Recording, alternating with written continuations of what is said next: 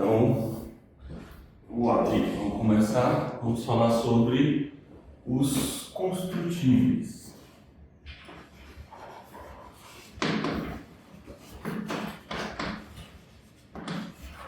Esse assunto é um assunto de fundamentos da matemática que vai envolver bastante das ferramentas principais que a gente usa na lógica, né? Então, a gente pode ver esse curso aqui como uma aplicação das técnicas básicas e algumas técnicas também a mais, e a compreensão de como lidar com temas de fundamentos da matemática, certo?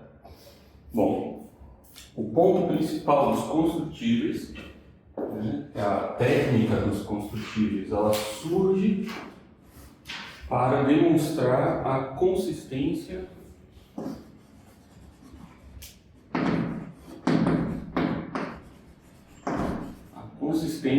de duas hipóteses importantes. A hipótese contínua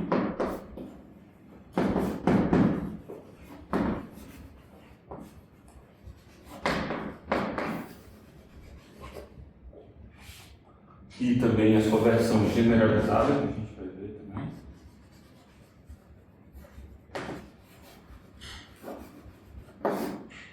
E o axioma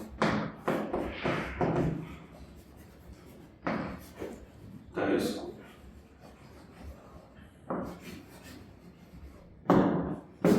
Bom, a nossa primeira tarefa aqui é entender como que a gente demonstra a consistência de algo. E vamos entender alguns desafios relacionados a esse tipo de tratamento quando estamos falando da teoria dos conjuntos. Certo? Então vamos começar entendendo o que significa ou o que a gente faz para demonstrar que alguma coisa é consistente. Certo? Bom, a gente precisa falar de um modo um pouco mais abstrato sobre lógica. Na lógica, a gente tem duas concepções, ou duas formas de abordar a lógica, que são uma abordagem sintática e uma abordagem semântica.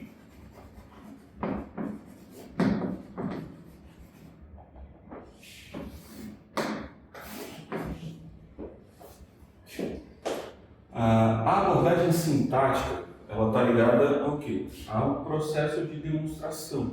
Então, a gente tem aqui relações com regras, né? Que está ligado a seguir regras.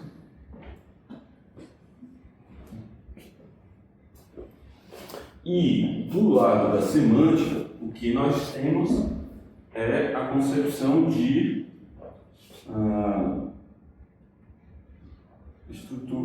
estruturas.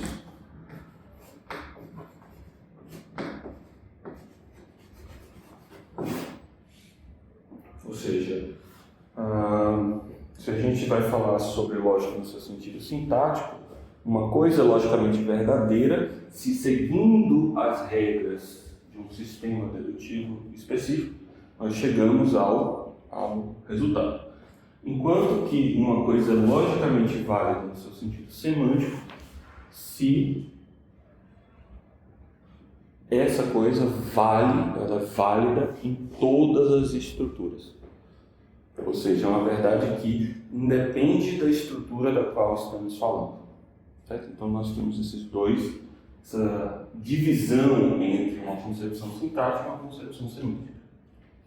Um dos resultados importantes a respeito da lógica é o que a gente chama de teorema da correção e completude.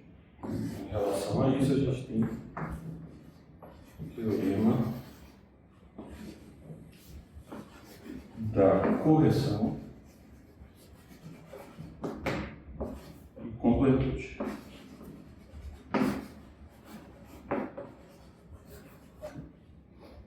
que quer dizer o teorema da correção em completude? Basicamente, a gente pode, nesse sentido conceitual, dizer que essas duas coisas são correspondentes.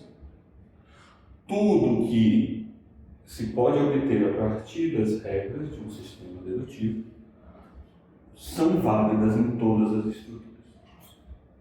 Certo? Então vamos colocar alguns símbolos aqui para a gente começar a introduzir essa noção, mas eu não vou entupir a gente de símbolos hoje, ou apenas estabelecer uma certa leitura. Tá? Posso fazer uma pergunta? Pode, claro. Tem aquele livro que até você me passou, que eu esqueci o nome que é de metateoria, e aí ele faz a definição de sintaxe, e aí tem tipo duas dimensões recitais, que seria o sistema dedutivo, assim que ele define, né? E o outro que seria tipo definicional.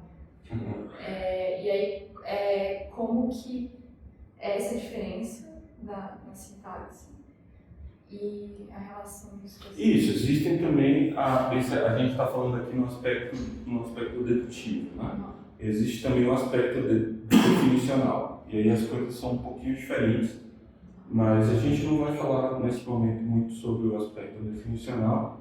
Vamos primeiro focar nisso aqui, para a gente poder entender o que significa fazer uma prova de consistência. Tá? Mas aí seria outra diferença, só para... Seria outra diferença. Por exemplo, um tema relacionado a isso no sentido definicional é o tema do teorema de Bethe, certo? Que mostra que a definição interna, as definições internas, que são as definições de semântica, você poderia dizer que são as definições de modo semântico, elas são definições externas, que são as definições sintáticas. Beleza? Bom, o teorema da correção em completude, ele basicamente pode ser formulado simbolicamente assim.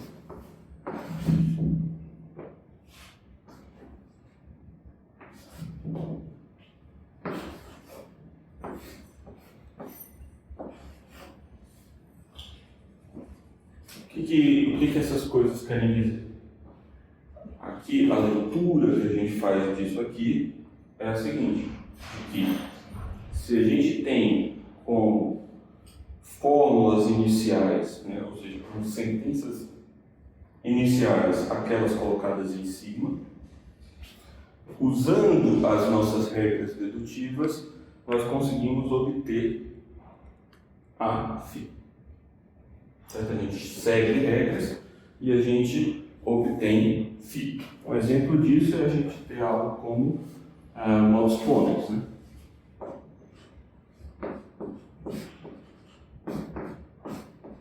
Ou seja, a partir de alfa, de que alfa implica beta, nós conseguimos inferir beta. A partir, né, a gente usa um certo sistema, não vou dizer exatamente qual a gente está usando, porque esse lado aqui a gente vai enfatizar um pouco menos, a gente vai trabalhar sempre desse lado aqui, nesse curso. Tá? Mas é importante saber que existe a correspondência. Mostrar um exemplo de uma dedução desse tipo, né, seria, a gente tem alfa, a gente começa com alfa, a gente aplica agora regras, né, para isso. A gente pode colocar na nossa linha 2 da nossa prova um alfa implica beta. Digamos que a gente tem uma regra de definição da implicação que diz que a implicação é o mesmo que a negação do primeiro ou do segundo. A gente expande o segundo com beta. Nós fazemos então o corte. O corte seria uma regra que, quando eles estão aqui negados um ao outro, você obtém o que tem aqui do outro lado. 5. E ao final você faz uma contração, beta com beta vira apenas beta. Certo? Não precisa entender isso aqui exatamente o que está acontecendo, embora lá nas referências do curso tem indicações para aprender um pouco do básico de lógica para poder se familiarizar, principalmente com o modo como a gente está falando aqui. Mas, bom, uma prova, no sentido sintático, ela tem essa forma, né? A gente parte de coisas e vai usando regras para obter outras. Então, a gente tinha como ponto de base essas daqui, e nós obtemos essa aqui ao final. Certo? Me dá um minuto que eu acho que eu recebi uma mensagem, pode ser da coordenação. Mas você é a coordenação, não? Esse relógiozinho pra você intenso, né, gente? Né? Você foi recebendo coisa o dia todo, né?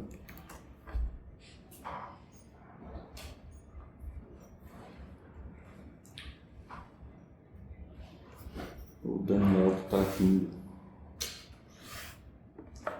Daniel. Do doutorado. Uhum. Eita. O Daniel. Ele pode precisar de ajuda. Isso que eu tô vendo. Ele vai fazer aula do Costa Leite também. O Costa Leite até vai para as aulas lá no PAT, por conta da mobilidade dele. Eu vou tentar ver se eu consigo uma sala pra... Agora? Ele tá vindo agora, você tá falando? É. Vamos lá ajudar, então. Onde você vai? O elevador tá funcionando? Então, esse que é o que a gente... Eu acho que esse aqui no sul funciona, mas ele no sul... Não sei. Você tá falando por e-mail ou por mensagem? Aqui Isso. é difícil de chegar. Mas ele funciona. Ah, eu não sei se vai funcionar. Ah, tem elevador, né? Tem. Tem, mas não sei se está funcionando. Mas tem um que funciona, eu não lembro se é no sul ou se é esse. Ou se é os dois, enfim, mas eu sei que pelo menos não funciona. Eu posso Não O sei. elevador posso é ver isso? liberado, é só chegar e entrar. Sim. Tem que Eu vou fazer fechar, isso, vou assim. ver. Não, deixa, espera só ele responder, né? Já que a gente pode... Tem mais um aluno, né? Tem mais, além do Natan, tem mais um. Eu até achei que fosse você, né? O Natal Eu da sou. pós, né? É? Eu não sou aluno. Não fui mais tempo.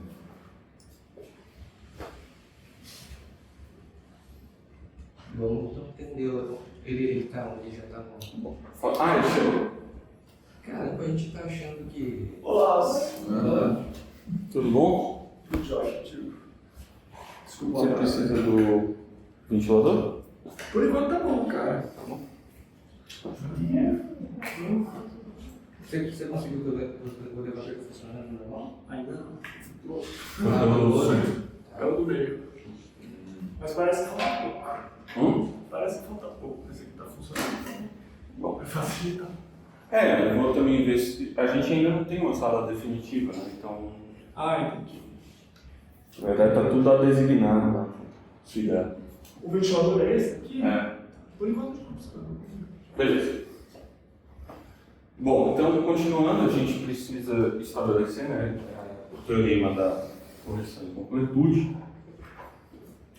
E a noção sintática que a gente tem aqui, ela corresponde ao que a gente tem no universo semântico, ou seja, agora considerando isso aqui, considerando esse exemplo que nós pensaríamos no sentido semântico, seria qualquer mundo, né, qualquer forma que você imagine o universo onde você está interpretando, se ele satisfaz, se nele vale que alfa, que nele vale que alfa implica beta, então eu consigo inferir que nele vale o beta. Ou seja, todos os modelos onde vale aquilo que está em sigma, vale também aquilo que está descrito na fórmula φ.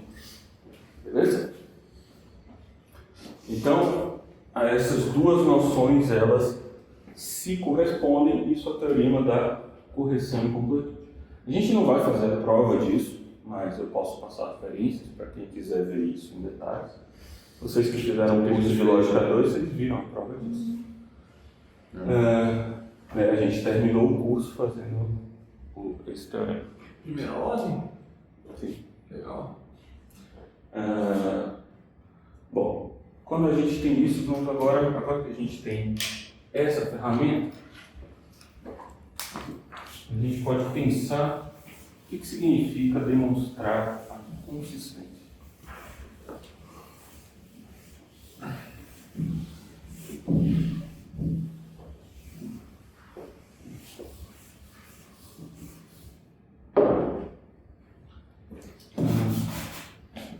certo conjunto de fórmulas ele é dito consistente quando o que acontece?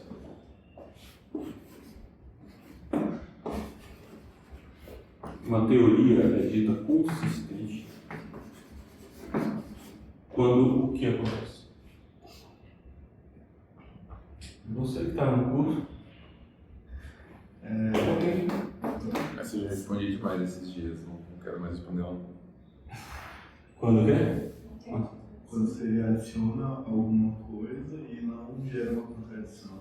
Não. Na verdade, Isso é ser maximal. Ah, mas Ser consistente tem algo que ela não prova, certo? Há uma fórmula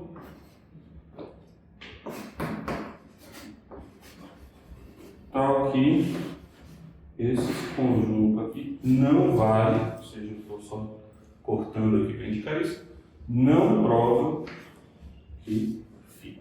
ô Freire, só que essa caracterização é uma caracterização Clássica. para clássica. A Isso. gente sempre vai presumir um ambiente clássico. Então, Isso aqui, nesse ambiente dos construtivos, dos fundamentos da matemática em geral, a gente vai considerar a lógica de base como uma lógica clássica. Certo? Beleza. Se fosse outros ambientes, a gente. Assim, a lógica intuicionista, que também é visto como algumas pessoas usam para fundamentos da matemática, consistência também é definida assim. por explosão. Né? Mas em lógicas paraconsistentes, não. Você vai definir trivialidades. Bom, como que isso se relaciona com o que a gente acabou de falar? Uma teoria é consistente se tem algo que ela não prova. Então é importante pensar também a contraposição disso. Ser consistente é a mesma coisa que dizer que tem uma coisa que ela não prova. Ser inconsistente é o quê? Provar tudo. Exatamente. Isso é trivial.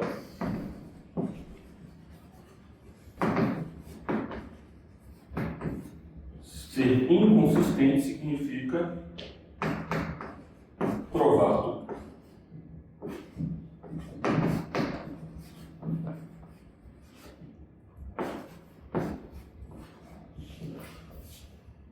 Beleza?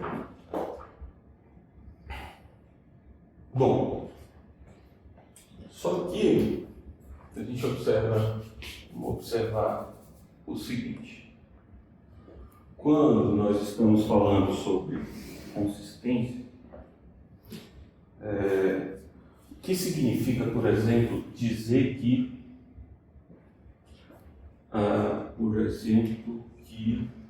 isso aqui acontece?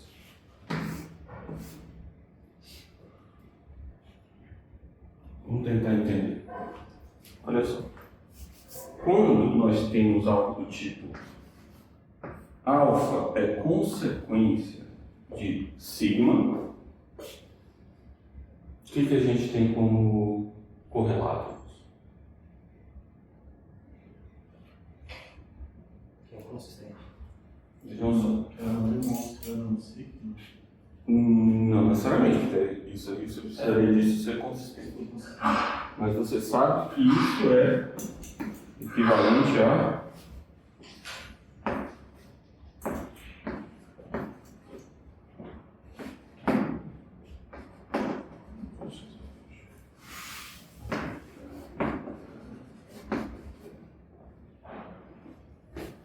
dizer que uma fórmula é consequência de uma certa teoria, né? Você pode pensar isso aqui como uma teoria, é o mesmo que dizer que a adição da negação da fórmula àquela teoria torna ela inconsistente. A demonstração disso aqui não é particularmente complicada. A ideia é basicamente você perceber que se ela prova tudo, fazer um esboço, tá? A gente vai fazer as coisas de modo um pouco menos formal, porque nossa intenção é trabalhar no ambiente semântico. Então só vou fazer indicações. Qual que é a ideia, né? Se isso é inconsistente, isso prova qualquer coisa, né? Então, em particular, disso aqui a gente prova uma inconsistência. O que é uma inconsistência? Alguma coisa e a sua própria negação, né? Então, daquilo a gente prova que vale beta e não beta. Algum tipo, para qualquer que seja essa beta. Só que vale também o teorema da dedução. Vocês lembram o teorema da dedução? Que diz o quê? Que se de algo eu demonstro isso, então quer dizer que isso daqui eu posso passar isso para o outro lado. Ou seja, isso aqui sozinho demonstra o quê? A implicação disso nisso. Ou seja, a gente vai ter que não alfa implica beta e não beta. Mas por que você está colocando o beta? Por que não coloca direto? Porque assim, por monotonicidade, por reflexividade, é signo unido com o unitário de não alfa, prova não alfa. Aí você já tinha que o signo prova o alfa. Então você já provou o alfa e o não alfa. Você não precisa passar por beta. Não, mas você quer que você precisa sim, porque você quer que o sigma prove alfa. Você não quer que o sigma unido a não alfa prove alfa.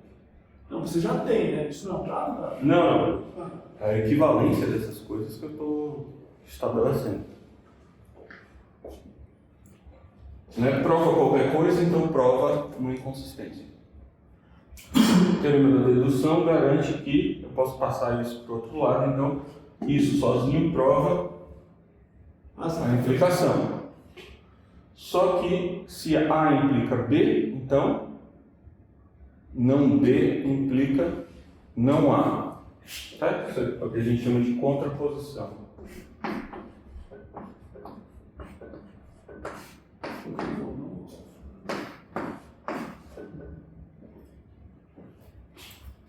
Tudo bem? Perfeito.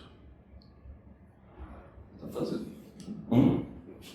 Só que isso aqui é sempre válido, certo? Isso aqui é teorema. Não vale que beta e não beta. Esse aqui é o princípio da não contradição, ou você faz a distribuição dessa negação e obtém a terceira excluída. Então, quer dizer que isso aqui é sempre válido. Como isso aqui é sempre válido, a gente obteve não alfa, que é alfa. Então, você está fazendo uma volta, no caso, né? Entendi.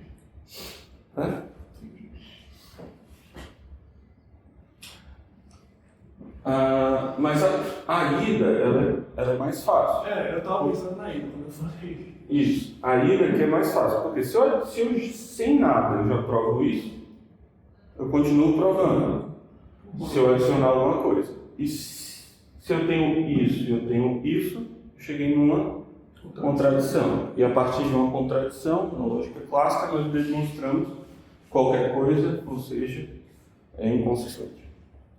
Certo?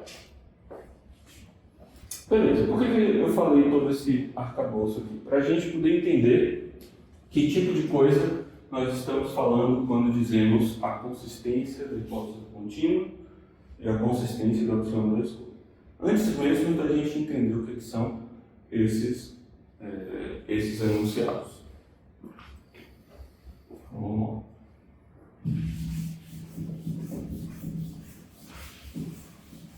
A parte que eu perdi era isso que você falou. Vou explicar o que são os enunciados? Não, eu falei um pouco sobre o teorema da completude, a dimensão semântica e sintática da lógica, só isso. Bom, então vamos lá. O que é a consistência agora? Quando a gente fala, quando se diz a hipótese do contínuo é consistente. Basicamente o que se está dizendo não é exatamente que essa sentença é consistente. O que normalmente a gente está querendo dizer é que nós temos uma teoria base e a adição dela não provoca a inconsistência. Certo? Então vamos só entender o que É a mesma coisa que você falou. Ou seja, quando a gente fala algo desse tipo, tem implicitamente dito o seguinte, que é, a gente tem uma teoria de base, uma teoria T Certo. de base, e a adição de alguma coisa, vou colocar esse mais aqui, mas na verdade então, são unido a essa frase. A adição disso aqui não provoca a sua inconsistência. Ou seja, a gente não sabe se isso é consistente, não sabe se isso é consistente. E uma coisa que a gente descobre, principalmente por causa dos teoremas da incompletude de Gödel, é que a gente não consegue provar consistência, é algo difícil. Tá? A gente não tem muito recurso para provar que uma teoria é consistente. Normalmente o recurso que nós temos é provar uma consistência relativa. Né?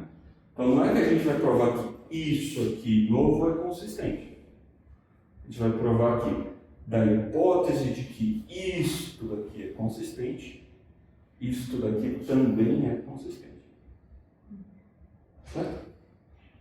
Aí, eu não sei de nada, né? A teoria básica que você vai estar supondo a consistência, normalmente vai ser uma teoria muito forte, né, digamos. Isso, Exatamente. exato. E se ela for uma teoria fraca, você pode pensar em teorias mais fortes que provam a consistência dela. Mas vamos só focar nisso aqui por enquanto. A gente tem uma teoria base. Essa teoria base, ela vai ser o sistema ZF, tá? Depois a gente vai introduzir o sistema ZF. Mas eu quero que vocês entendam o conceito. Qual que é o conceito aqui? A gente está provando uma consistência relativa. A gente vai assumir que uma certa teoria é consistente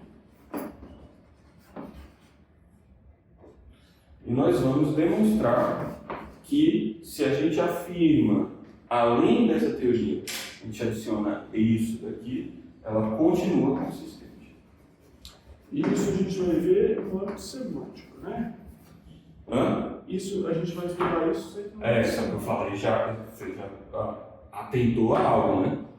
Consistência está no âmbito sintático, está no âmbito de algo é consistente quando existe algo que ela não prova. Isso não é semântico. Mas existe a correspondência que a gente falou aqui. Qual é essa correspondência? Vamos só lembrar aqui o que é a correspondência. Se for consistente, não existe modelo. Né? Isso. Exato. Ser consistente, por causa do teorema da completude, é equivalente a dizer que Existe um modelo existe um modelo. que satisfaz todas as premissas.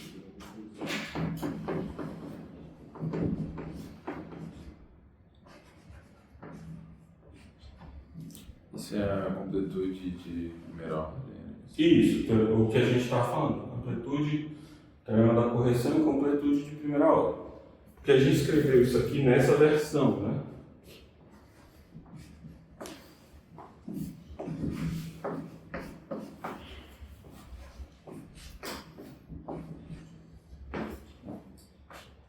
Se isso é uma consequência no sentido das regras, então qualquer modelo que valida as coisas nessa teoria valida essa. Ora, vejam só, isso aqui é equivalente a dizer o quê? Isso. Então,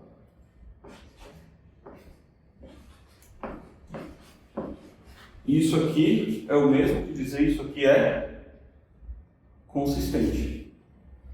E isso aqui é o mesmo que dizer o quê? Todo modelo que satisfaz. Peraí, eu vou traduzir aquilo ali no correspondência semântica, né? Isso. Todo modelo que satisfaz signo, negação de φ satisfaz também φ. Né?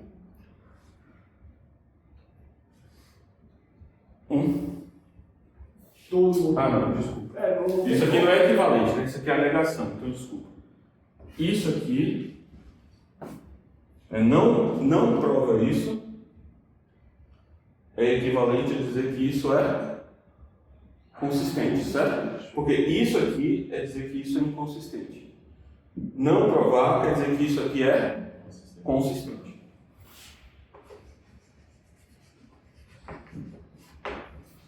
E aí tem um modelo, então, Ok? satisfaz. Isso aqui está dizendo o quê? Não é todo modelo que satisfaz a teoria que satisfaz a phi. Então quer dizer o quê? Tem alguém que o quê? Que satisfaz isso. Então, ou seja, a noção é isso aqui tem modelo. Né?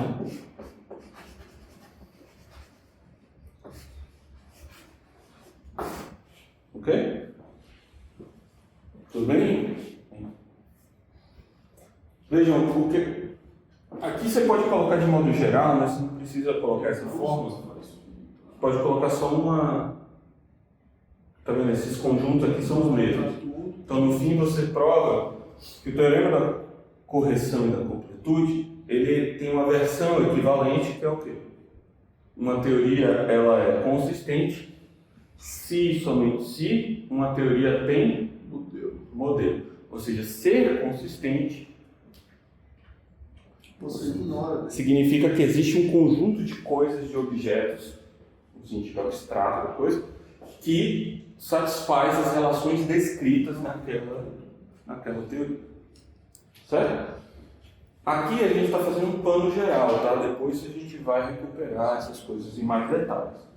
Mas só para a gente tentar entender de modo mais esquemático todas essas noções. Beleza? Bom, então, quando a gente diz que uma teoria T é consistente, a gente está dizendo no sentido semântico correspondente que a teoria T tem um modelo. E dizer que essa teoria é consistente é dizer que ela tem modelo. Ou também um outro termo que é mais usado no falar de teoria de modelos, ela é satisfatível, né? Ela tem um modelo que a satisfaz. Mas eu sei que o Daran não gosta desse nome, acha feio. Tinha isso? Falou satisfatível. Eu sou no improviso, eu não lembro das piadas que eu fazia no passado. Você improvisa Eu tanto que esqueço. você esquece, né? Já tem tanto Já na ficou na minha memória, mas ele faz tanta Satisfatível. piada que ele já esquece. Ele é o Dalan? Daran. Ou você que não gosta da palavra satisfativa. Aparentemente. Ah, Eu acredito. Eu sou uma pessoa um pouco insatisfatível, então é difícil. Aí, ó, essa vai ser a nova. satisfaz. Sua memória não é muito satisfatória. Mas ela é satisfatível. Tá.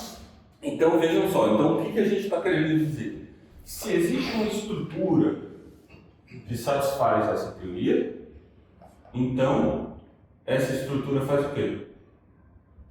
Ela satisfaz Ou todo. tem uma outra, pode ser a própria, né? Ah, entendi. Tem algumas estruturas que satisfaz essa. Beleza? Você precisa construir, porque essa caracterização aqui é bem abstrata, né? Existe um modelo que satisfaz todas as formas da premissa, mas não satisfaz. Você falou que ele existe. Você não precisa construir esse Não. modelo. O jeito que a gente vai trabalhar precisa construir os modelos? Então, aí a construção é uma construção relativa. Certo? Então veja só. Tá, entendi. Você vai construir a partir da Exato. pressuposta que satisfaz. Então, todo o nosso percurso aqui, ele é um percurso hipotético. Então, Suponha que esse modelo aqui satisfaz a teoria. Você não tem esse. exato. Então, o nosso argumento, ele vai ter esse formato no sentido geral, né, no sentido universal. A gente vai, suponha que um certo modelo, certo? Uma certa estrutura, né? A gente ainda vai falar o que são essas estruturas, mas ela satisfaz uma teoria T, né? Todas as formas de ter. Né? Ela satisfaz as descrições feitas por essa teoria. Tá? Isso significa que essa teoria é consistente. Né? Isso é a mesma coisa que fazer a suposição de que essa teoria é consistente. O que a gente vai fazer? a gente vai manipular esse modelo, Então, MI satisfaz teóricos. né, para obter um certo modelo modificado. E esse modelo modificado Satisfaz a teoria e a edição do treco. Você vai fazer isso 2 vezes, então. Uma para a hipótese do contínuo, uma para a segunda escolha, uma Não. só já vai dar conta. um só vai dar conta. É o mesmo M modificado. Certo? E essa manipulação, ela vem é uma técnica. A técnica dessa manipulação é aquilo que a gente chama de construtivo. E essa é uma técnica universal. Né? O que eu quero dizer?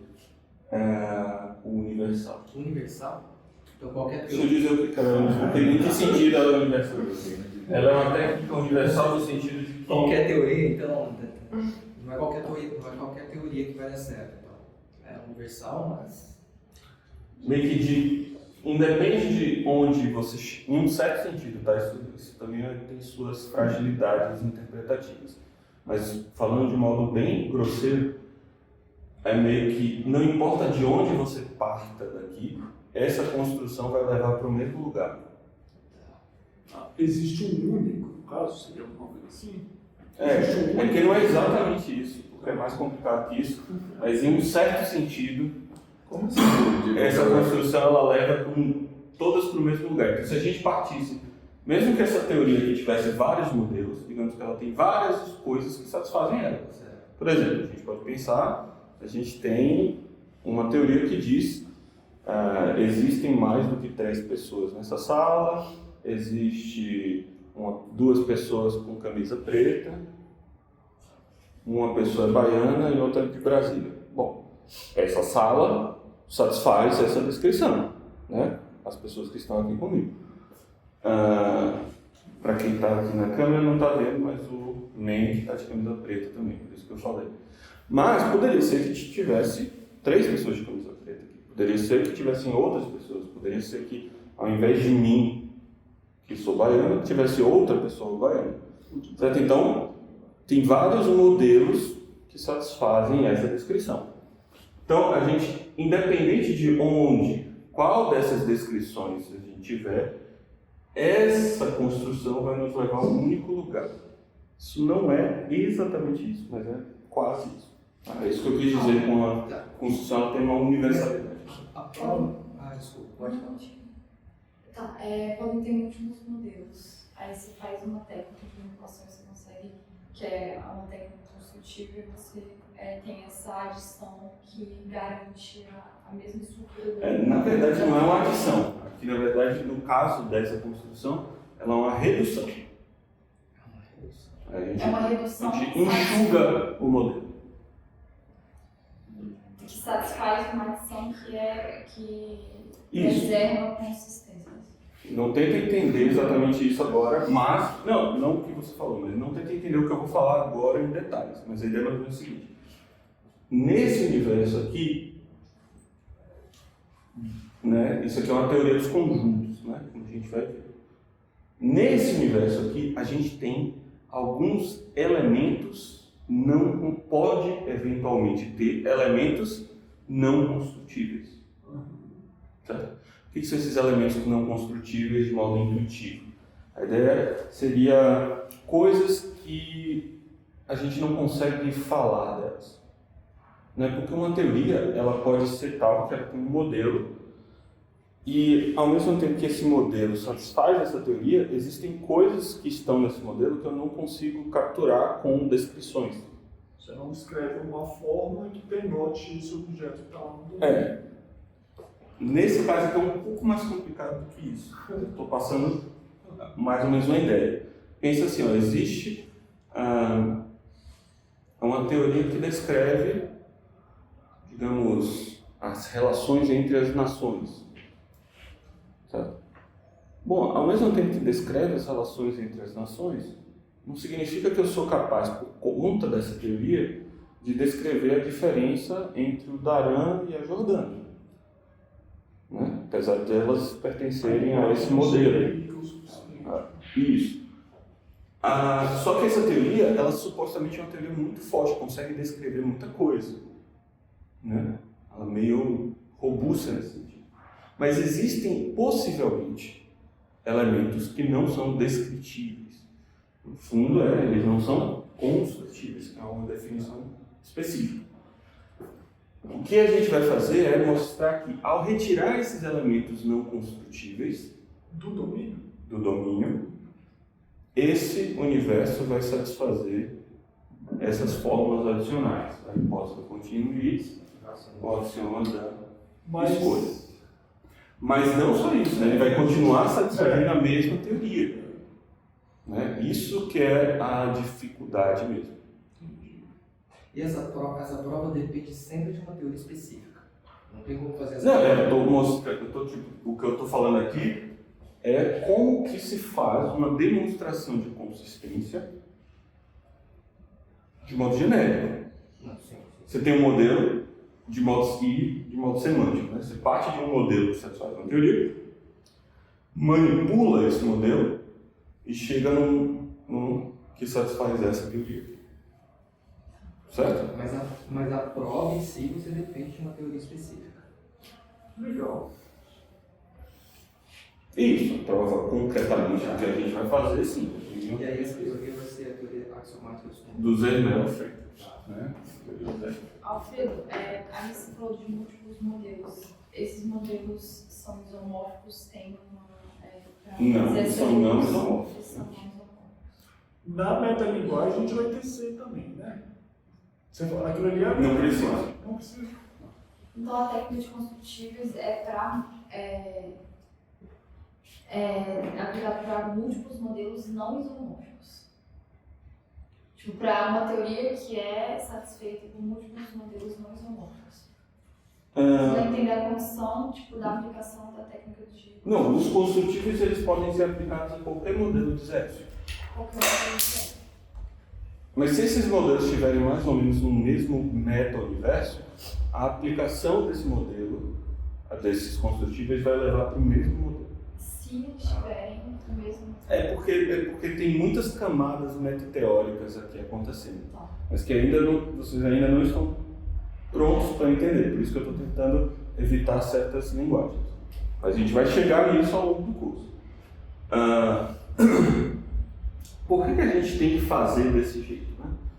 Porque a gente precisa lembrar que a teoria base, onde nós construímos a noção de equivalência entre existência de modelo e correspondência com as demonstrações, ou seja, a teoria tem modelo se somente ela é consistente, a gente constrói essa demonstração no universo da teoria dos conjuntos que a gente tem. Então, a gente não tem dentro desse universo, é como se a gente estivesse já supondo que a gente está dentro de um mundo onde vários EF e a gente constrói modelos dentro desse mundo. Certo? A gente faz essa suposição hipotética. Só que como que a gente pode pensar sobre adicionar axiomas aqui? A gente só pode fazer isso hipoteticamente, né? Por quê? Axiomas no texto, tá falando? A gente tem esse modelo aqui, certo? A gente não sabe se esse modelo não já satisfaz, por exemplo, essa fórmula. Porque a única coisa que a gente sabe desse modelo é o quê? Que ele satisfaz... Que ele satisfaz T. A gente nem sabe que ele faz isso, a gente supõe que ele faz isso, né? A gente... Que a gente nem Não, sabe. a gente sabe, tipo assim, a gente supõe que ele satisfaz isso. É uma suposição. Mas a gente não sabe se essa suposição já não tem isso. Pode ser que tenha. Porque eu não tenho controle sobre isso aqui. Isso. Justamente porque a gente está nesse ambiente em que a gente está falando sobre a própria base sobre a qual nós construímos os modelos. Os modelos são construídos dentro da teoria dos conjuntos.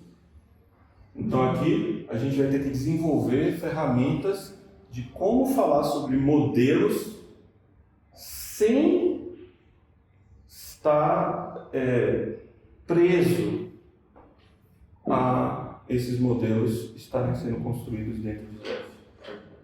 Ou melhor, a gente vai adicionar uma camada a mais de metateoria. A gente tem uma teoria, uma metateoria e a gente aumenta a metateoria. Que vai usar menos coisas, no caso, né? Para chegar em zero. Essa segunda teoria. Isso, para mostrar. Então, no fundo, ó, ZFC é a adição do axioma da escolha à teoria ZF. O axioma da escolha, ele é, por exemplo, um desses que vai vir aqui. Se existe um modelo de ZF que satisfaça ou não o axioma da escolha, o que a gente garante? Que tem um outro modelo que a gente constrói Que satisfaz. Pode ser que esse modelo acabe sendo exatamente o original, não sei. Mas existe uma manipulação que me garante que eu vou chegar em um certo modelo que satisfaz ZF e satisfaz o axioma da escolha. Pode ser que seja o mesmo modelo? Pode. Porque, você, como eu disse, você não tem controle sobre quem é o cara do início, justamente porque você não construiu ele. Você não construiu ele. Tá.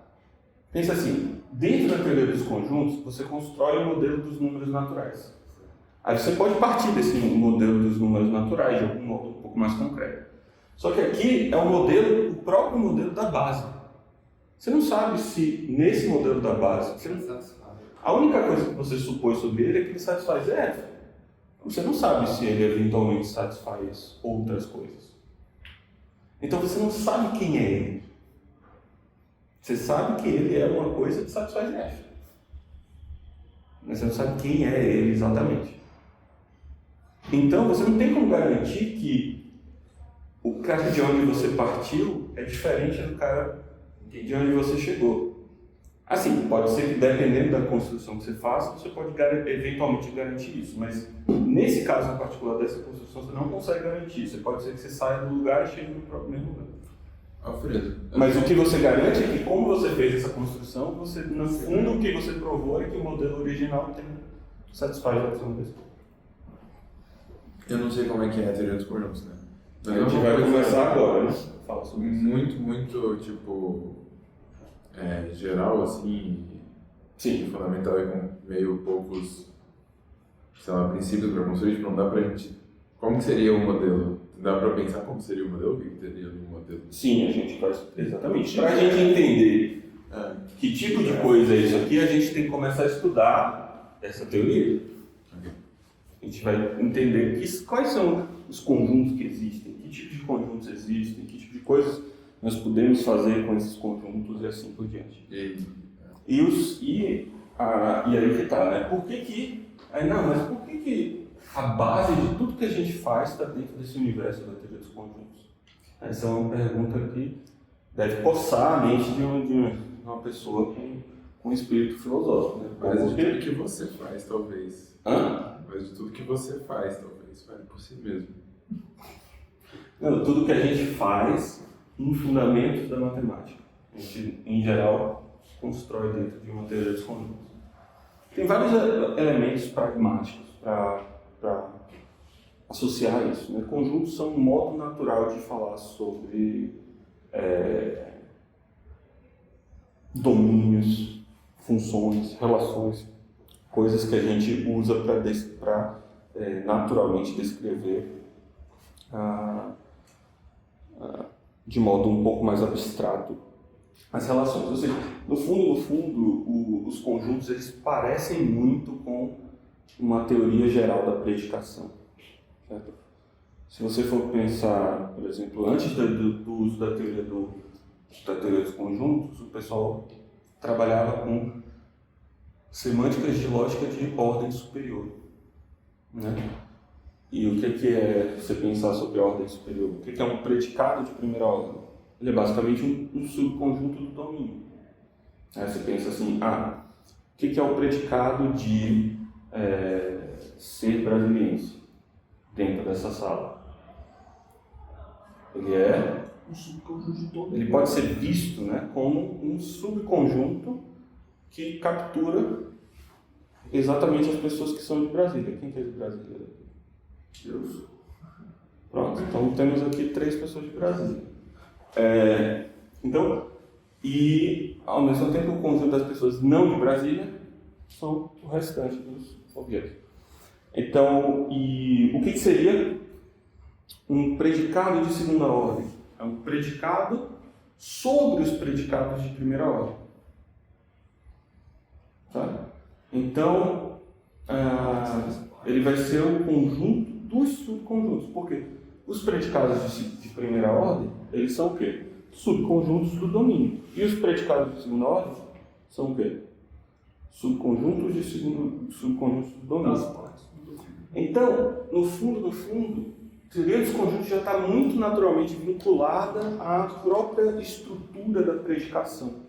Então, esse é um motivo bem pragmático, né? Isso eu ia perguntar, porque o próprio modelo que satisfaz a teoria dos conjuntos é construído a partir da própria teoria dos conjuntos. Isso, é por isso que eu estou chamando a atenção de que aqui pode dar tilt na cabeça. Já está dando. Então, mas é hipotético. Você supõe um certo modelo e aí se constrói. A gente vai entrar em detalhes de como que isso faz sentido. Tá? Tenha calma. Alfredo, tem uma dúvida que eu não sei se ela é muito complicada de responder. Se for, eu aviso. Eu não precisa responder, no caso. Aí eu digo que fica para depois. Porque a noção de construtividade, ela não é uma noção pacífica. O pessoal está tentando caracterizar de várias formas. Uhum. E é o que a gente está tentando fazer um pouco com esses construtivos. A proposta do Hegel, quando ele usa esse nome de construtivo, ele quer que a coisa seja construída de uma forma. Né? Uhum. Existe dúvida, por exemplo, algumas pessoas aceitam que os números naturais são uma construção e pessoas que não aceitam. Só teria um infinito potencial, né? Então um certo limite. Enfim, existem polêmicas desse tipo. Uhum. Quando a gente está falando desse tipo de coisa, a gente está lidando com objetos que não são construtivos. Uhum. Né? A ideia de tirar essa redução que é feita para o M estrela, M asterisco, ela assegura que você tem um objeto construtivo em algum sentido? Em algum sentido, sim. Não, No mas... sentido que o Hegel propõe. Entendi. Se fosse num sentido mais estrito, que satisfaria, sei lá, o Brouwer, né, a noção de construtivo, não, aí você eliminaria coisa demais. Você eliminaria coisa demais de modo que isso ia deixar de ser modelo de ZF. Na verdade, a noção de construtibilidade do Hegel é um pouco mais relaxada. Né? Mas assim, o ponto aqui não é, a gente não vai debater a noção de construtibilidade. Perceberam que o tema aqui é essas construções relativas para mostrar que alguma coisa é consistente. Vamos usar as ferramentas, né? Isso. Né? A ideia é justamente entender como que você demonstra que algo é consistente. E vejam que o que acontece? Isso pode ser muito importante porque, embora não seja o tema desse curso, que aí seria mais complicado, é você demonstrar que a negação disso é consistente. Que isso também foi demonstrado. Isso foi demonstrado ali no fim da década de 60 pelo Paul Cohen. Que não só elas são consistentes, como a negação delas também é consistente. Isso é fundamental para você perceber o seguinte, ó. Quer dizer que a validade do axioma da escolha, ela está o quê? Ela é independente dos nossos axiomas básicos. Independente? Isso, eu não provo nem que vale nem que não vale. Certo? Isso aqui, provar a consistência do axioma da escolha com relação à teoria do ZF, é demonstrar o quê? A gente já está trabalhando com essas concepções. É demonstrar que ZF não pode provar que ela é falsa. Porque se ela é consistente, é porque eu não posso provar que ela é falsa. Se a negação é consistente, eu não posso provar que... Exato. Então, quando eu demonstro a outra parte, ou seja, que a consistência também vale para a negação, então, no fundo, eu demonstrei que algo é independente. Eu demonstrei que algo não pode nem ser demonstrado verdadeiro, nem demonstrado falso. Algo específico. Certo? E isso é muito importante em qual sentido, né? Primeiro, a gente ainda não falou em detalhes sobre isso, mas a gente vai. A hipótese do contínuo é o primeiro problema da lista de problemas do Hilbert. A lista dos 23 problemas do Hilbert. Ou seja, é um problema muito importante. Tem a ver com a natureza da continuidade. Né? O que é a continuidade? Que é um objeto que é importante tanto para os matemáticos, quanto para os físicos, quanto para os filósofos. Né? Desde Zenão, a gente estava se perguntando sobre o que é a continuidade, e a gente estuda a topologia da reta real na matemática, a gente quer saber a natureza do espaço, quando a gente está falando sobre física e assim por diante. E a hipótese do contínuo tem a ver com isso. O contínuo aqui pode pensar como a reta real. Né? A hipótese sobre a reta real. Né? E o axioma da escolha é um axioma que é extremamente polêmico, ou foi polêmico, pelo menos, quando foi enunciado. Né? Quem enunciou o axioma da escolha a primeira vez foi o Zermelo, que dá o Z da teoria ZFC. E ele é extremamente polêmico por seu caráter, ele não tem cara de axioma. Ele parece algo que nós precisaríamos provar. E a gente vai entender por que disso na segunda parte aqui do curso, ou da aula de hoje, quando eu começar a descrever os axiomas de ZF e essas duas hipóteses. Beleza? Você vai dar uma revisada do ZF. Vou falar todos os axiomas do ZF, ao breve, tá? E aí eu vou explicar o que são esses enunciados, por que esse aqui é polêmico. Né? E esse aqui, por que ele é tão importante. Certo? Mas a ideia é basicamente isso, né? A gente está trabalhando com tentar entender como que a gente pode demonstrar que alguma coisa é consistente com outra. Isso é um modo de entender. Vejam só, o axioma da escolha, ele não tem cara de axioma, né? Vamos pensar desse jeito. Então ele deveria ser demonstrado. Só que ele não é demonstrado. Mas sabe que a gente tem um problema filosófico importante? Qual é o problema? Bom, ele não deveria ser um axioma, mas ele ao mesmo tempo não é demonstrado. O que a gente disse? A gente disse que ele é verdadeiro ou que ele é falso? Ora, existem métodos indiretos, né? Por exemplo, você começa a ver que parte da matemática começa a ruir sem o axioma da escolha. Sem o axioma da escolha existem uma enormidade de resultados fundamentais da matemática do século XX que deixam de funcionar. Por exemplo, a existência de uma base para qualquer espaço vetorial. Por exemplo, algo basilar da aula. Então, o axioma da escolha, o status da sua verdade não é dado pela sua naturalidade, no meu sentido. É dado por outros métodos. Né? Ou não, você pode rejeitar.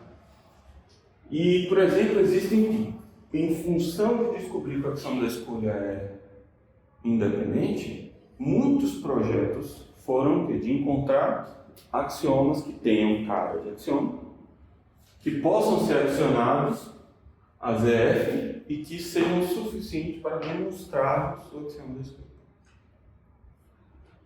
Ou então demonstrar as Ou coisas equação que você constante. quer que sejam demonstradas Hã? sem usar. Ou então você demonstra todas aquelas propriedades que você quer que sejam demonstradas, Uhum. mas você pega uma coisa mais fraca do que a axioma da escolha, né? Isso, mas que tenha cara de axioma. E, digamos, a gente está falando aqui metaforicamente, né? Já está assumindo que o axioma da escolha não tem cara de axioma e a gente quer o quê? A gente pode fazer um programa de investigar se não existem outras coisas que tenham cara de axioma e que tenham o axioma da escolha como uma consequência. Então, às vezes de- você não quer essa parte final, né?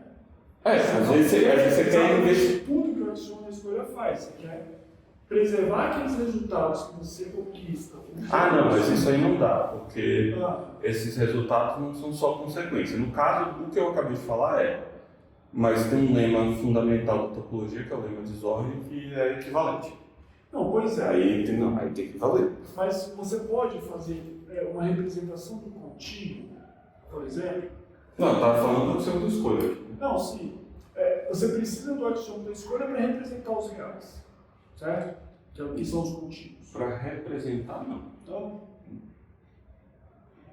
Não, os reais só se tornam, só passam a ter uma topologia meio estranha, se não tem o axioma da escolha, mas os reais continuam lá. você tem a continuidade sem o axioma da escolha. Você constrói um objeto com cara de continuidade sem o axioma da escolha. Sim, não tem a ver com isso. Porque eu não sei os detalhes do que eu estou falando, né? Mas me parece que é relevante para isso, pode ser que não. Não, para a construção do contínuo, não. Você está falando que a gente precisa do axioma de escolha para representar vários resultados importantes da matemática.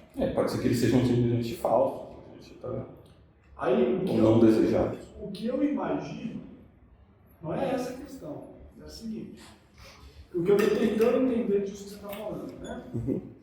Existem resultados que você acredita que são bons e que você usa o axioma da escolha para chegar a esses resultados. Aí você está na dúvida se você quer ter o axioma da escolha ou não. Um caminho que você pode ter é demonstrar esse resultado usando um outro axioma, que não é o axioma da escolha, e que seja mais fraco do que o axioma da escolha. Sim, isso vale quando o resultado é uma consequência, mas não é equivalente a ele. Ao axioma da escolha? Exato. Não, você não quer. Acontece, se acontecer isso. Mas existe um caminho intermediário. Existe um caminho intermediário para resultados intermediários. Por exemplo, eu falei, a existência de uma base para todo espaço vetorial pode ser feita com coisas mais fracas que o axioma da escolha. O lema de Zorn, não, porque ele é equivalente ao axioma da escolha. Ou seja, você não pode colocar uma coisa mais fraca que o axioma da escolha que não derive o axioma da escolha e derive o de Zorn. Porque se ele deriva o lema de Zorn, ele deriva E o que você está a escolha. dizendo então é que o lema de Zorn é um resultado que o matemático quer que se represente. Isso, é um resultado fundamental para a topologia. Entendi. Né? Você viu o lema de Zorn quando estava fazendo aula de Só que os professores eles evitam falar. Eles só usam, né? Só o Eles só usam sem falar muito. assim. Tem isso também na matemática, né? O pessoal quando vai usar o axioma da escolha usa de modo envergonhado. Não, para você ver como ele é polêmico, né? Até hoje as pessoas usam de modo envergonhado. Tem algo de sujo que a gente está fazendo aqui, como se estivesse roubando. Mas o lema de Zorn parece que tem essa mesma cara, no final das contas, então. Isso, mas Justamente por isso serem equivalentes. tem a Mas ver se com... tem isso, talvez, pelo menos... Não é só esse é só um dos exemplos. Uma parcela da comunidade matemática pode estar questionando, inclusive, O lema de que é o Zorn. lema de Zorn. Não, pode ser. Só estou dizendo, o que eu estou falando é só quais são motivos positivos para você ver que tem um problema aqui. Né? Parece que ele está no centro de uma família de problemas importantes na prática da matemática. A prática da matemática contemporânea usa o axioma da escolha para muitos dos seus resultados. Né?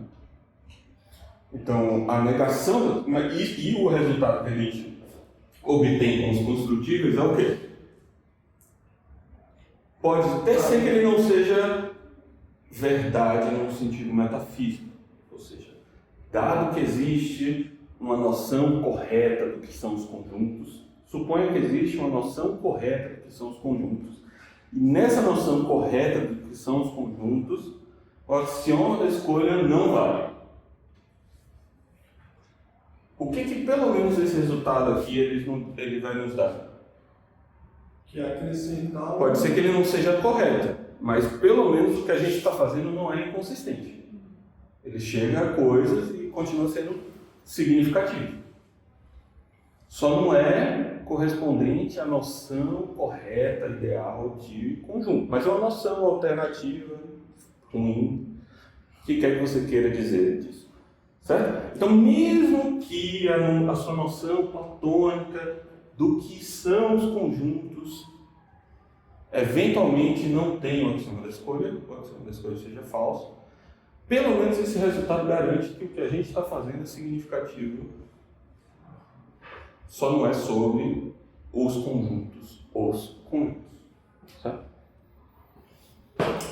Tem algumas técnicas, não sei se posso fazer uma outra pergunta também que é um pouco off-topic. Pode. Eu vou fazer um intervalo agora também. Na teoria da prova, você tem prova de consistência aritmética, a do Gentzen, né? Por exemplo. E deve ter alguma relação com essa contraparte semântica, já que a gente tem teorema da... Sim, é que o teorema de Gentzen é como se fosse uma espécie de ampliação do conceito de prova. Ele amplia um pouco o conceito de prova, de modo que ele incorpora alguns elementos infinitários nessa noção de prova. Mas assim, não existe nada de substancialmente diferente na prova de consistência de Gentzen do que simplesmente dizer, olha, tem um modelo de ZF, eu uso esse modelo de ZF para produzir um modelo da aritmética. Semanticamente é isso que ele faz, mas na verdade ele faz com um pouco menos, com bastante menos, você não precisa supor um modelo de ZF. Você pode pensar o resultado do Gentzen como, você pode pegar algo bem mais fraco do que ZF e conseguir demonstrar ainda a consistência da aritmética. E o que a gente vai ver aqui não está muito relacionado com essa questão do Gentzen, não? Não. A questão do Gentzen tem a ver com a teoria da prova. Pois é. Mas dá para comparar as coisas, né? Tem essa correspondência sintático-semântica do termo de completude. Tem. Dá A pra você prova do usar Gentzen semântica. ela está relacionada a provas de completude para um certo tipo de restrição da aritmética de segunda ordem. Basicamente você faz isso. Você pode pensar como equivalente da prova de Gentzen, como fazer isso aqui, só que o ambiente onde você está é um enfraquecimento pequeno da lógica da aritmética de segunda ordem. Faz parte dos naturais, seria mais ou menos isso? Não, isso seria a segunda ordem full, né? Full, já chega no full? Se tirar as partes já é full. Você pode, mas se você tiver aritmética de segunda ordem com algum enfraquecimento, ainda um pouquinho mais fraco que a mais aritmética. fraco do que isso. Mais fraco do que isso você já consegue a prova da consciência. Mas ele tem recursividade, esse objeto aí? O que é recursividade? O que seria o teorema da recursão eu tenho aí? Tem, né? Aritmética já tem. Então, mas assim, eu não consigo tratar partes dos naturais, até onde eu saiba, recursivamente. Vai ter coisa que eu, pelo argumento da diagonalização, está fora, né, dos naturais. Nesse objeto que tem partes dos naturais. Não, aqui, a aritmética de segunda ordem ela vai ter objetos de segunda ordem. Isso. Que não estão. Não são números. Né? Isso, os objetos de segunda ordem não são números, né? Eles são predicados sobre números. Isso. Aí, no do Gentzen, também acontece a mesma coisa? Não acontece. Estou dizendo em termos de força é equivalente. Tipo, o que o Gentzen fala é como se tivesse um arcabouço que não é aritmética primitiva recursiva. Que é normalmente o que a gente tem para a teoria da prova normal. Um pouco mais do que isso. Um pouco mais. Mas quando eu coloco esse pouco mais, eu perco o termo da recursão, assim. Eu tenho objetos que eu vou diagonalizar nos naturais, eu pressuponho a lista dos naturais. Aí eu faço um outro objeto que, construindo a partir dessa lista, um outro objeto... Sim, porque toda extensão dos naturais tem essa propriedade. É só uma toda extensão. Se os naturais têm, toda extensão tem. Porque se é um teorema da aritmética, ele já é um teorema. Se você está só adicionando coisas, ele continua sendo teorema. Acho que pelo que eu estou dizendo, eu não estou conseguindo transmitir ainda. Também não quero atrapalhar os colegas. Se quiser fazer o intervalo, enfim. Pode falar, mas vamos tentar mais uma vez. Quando eu tenho os naturais, eu consigo fazer definições recursivas. Do quê? De qualquer objeto, né? Eu preciso Você de consegue alguma fazer coisa. definições recursivas de predicados. De Sobre predicados. naturais, isso. Talvez eu esteja com algum problema nessa parte. Definições recursivas são definições de conceitos. Tá? Predicados sobrenaturais, né? Exatamente. Aí, quando eu coloco alguma coisa além, eu posso perder a recursividade como técnica de definição de predicados sobrenaturais. Não. Não perde. Não. O que você pode não ter, o que você pode perder, o que acontece é que agora você tem novos objetos. Agora você não pode não ter a definição recursiva para esses novos objetos, que são sobre os predicados dos naturais. Aí você pode perder a recursão. Isso. Mas aí é sobre esses novos objetos, não sobre os números. Não, esse é o ponto. Eu estou querendo falar assim, quando alguém se coloca algumas coisas dentro dos naturais, né? Ele pega os É que ele naturais. não faz, como eu te disse, primeiro, ele não faz isso. Eu estou dizendo o equivalente, no sentido de que meta-teoria ele está usando para fazer isso. O que ele está fazendo é tudo dentro do ambiente de teoria da prova. Ele só está falando, ele está falando sobre, ele está introduzindo o cálculo de sequentes, e o cálculo de sequentes envolve teoria e teoria disjuntiva do outro lado. E aí você vai fazendo o cálculo de sequente. Aí ele mostra que no cálculo de sequente você tem uma prova da eliminação do corte. Isso aí, Então, não tem nada a ver, para pensar, não tem nada a ver com o que a gente está fazendo aqui. Agora o que eu estou dizendo é, por que isso funciona? Funciona porque, no fundo, é como se ele estivesse tendo uma aritmética um pouquinho fortalecida na meta-teoria dessa prova, da teoria da prova dele. A dúvida é justamente sobre essa parte final. Né? Estou querendo falar da prova do Gentzen aqui, mas como que ela é vista semanticamente. Aí você está falando, ele precisa para poder. Semanticamente, ele está construindo um modelo da aritmética. Semanticamente, ele está construindo um modelo da aritmética dentro de um modelo de uma aritmética fortalecida. Isso. É isso. Mas essa aritmética fortalecida dele. É menos do que a aritmética de segunda ordem. Mas é mais do que a aritmética normal. Né? Sim, porque senão você contrariaria o teorema de Gödel. Para falar dos objetos usando esse domínio daí, essa aritmética fortalecida do Gentzen. Não é do Gentzen. O Gentzen Não, nunca tudo falou bem. dessa aritmética. Não, nome qualquer, só para a gente. Essa aritmética de segunda ordem. Isso, essa aritmética que é pressuposta na prova do Gentzen, vista semanticamente. Né? Ela vai ter dois tipos de objetos. Números e predicados. Mas com a recursão, termo da recursão, eu defino predicados sobre os números, certo? Eu não vou conseguir usar essa técnica para falar de alguns objetos na aritmética estendida do Gentzen, certo?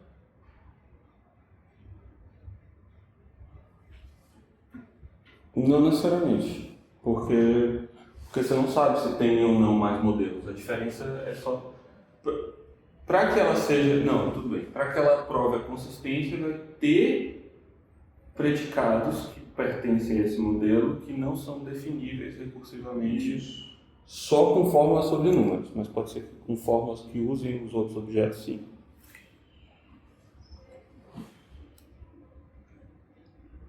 Entendi, eu acho que eu estou entendendo o que você está falando. Só que para esses objetos, como eu não falo deles não consigo defini-los recursivamente, indutivamente, né? Uhum. Eu vou precisar de uma outra técnica para poder defini-los. É isso? Não, você só precisa defini-los usando uma nova linguagem. A aritmética de segunda ordem não tem uma linguagem estendida também. Você vai definir esses objetos com essa nova linguagem. Ela tem codificação de segunda ordem, por exemplo. Mas eu acho que tá bom, porque senão isso aqui não tem. Tá ótimo. Tá um pouco fora do que a gente vai falar, pode confundir um pouco. Vamos parar um pouquinho, daqui a pouco, às 4 a gente volta. Alfredo, você já pensou que se você